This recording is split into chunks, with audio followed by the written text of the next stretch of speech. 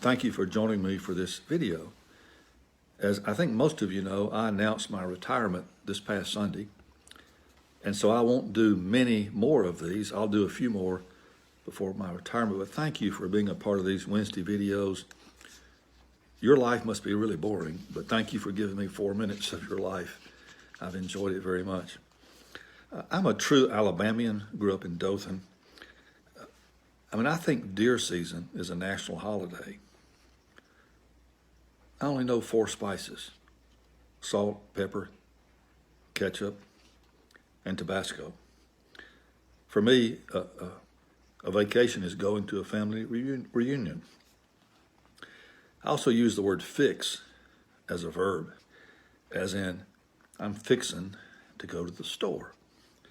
Well, you may recall, of course, a few years ago, a devastating tornado ripped through Tuscaloosa, Alabama. I got friends there. I got family. Mom lives there, brother, nieces, nephew, a lot of family over there. And so we got together some supplies, and I drove over to deliver those supplies as part of the relief effort. And boy, I realized very quickly there was a lot that needed fixing. Leonard Skinner was wrong when they sang in Sweet Home Alabama. They said, "Where the skies are so blue," at least on that horrible Wednesday in April of 2011, the skies turned from a beautiful blue to a menacing gray. You've heard it said that pictures don't do it justice. It's true. If you've seen pictures of the devastation after a tornado or a hurricane, it's not quite like seeing it firsthand. It looked like bombs had been dropped all over the city. That tornado did a wide, half-mile wide path for several miles. Where there once were stores and homes, there's just rubble, I rode past what had been a brand new, beautiful elementary school. There was nothing left but a sign that said elementary school. That's all that was left. You couldn't recognize what used to be Krispy Kreme, my favorite hangout. So I hate tornadoes and hurricanes. We got a couple of hurricanes brewing right now in the Gulf, and I'm worried for those people on the Gulf Coast, especially those folks in Louisiana. They've been through so much devastation in recent years. So I hate tornadoes and hurricanes for the fear they bring. When that tornado hit Tuscaloosa, man, I had so much fear for my family. It was awful. In those minutes when a tornado or hurricane, when they do their devastation, do you think they become like people? Do they have personalities, a will, a mind, like people do? How else do you explain the trail of heartache that needs fixing? They're so mean. These storms, they don't care. They're just mean.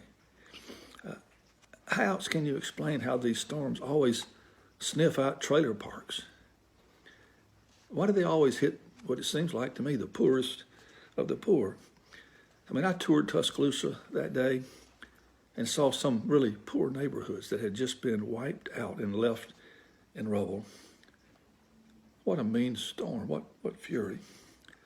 I hate tornadoes and hurricanes. A few years ago, our church took a mission trip to Texas to help do some repairs after a hurricane had hit the Houston area. It was great to do that. We love giving to help people have a better life. And one good thing after that tornado in Tuscaloosa was volunteers from that other school, Auburn, and from a foreign land, Louisiana, they pitched in to help. So we fight back at these storms by learning lessons about life. One such lesson is that if we're going to fix the world's problems, then we got to join hands and do it together. We got to work together hard to make it right. So I'm grateful that out of life's storms, in spite of the damage and all the heartache they bring, a lot of good does come.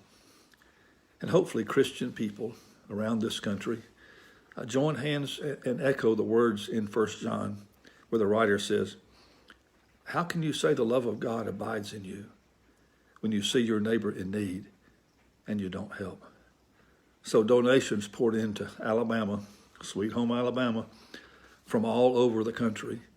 Volunteers from Timbuktu show up with trucks, shovels, and toilet tissue. Fans from Bama, Auburn, LSU work side by side, helping hurting people. It's a beautiful sight, isn't it? As we say in Alabama, who'd have thunk it?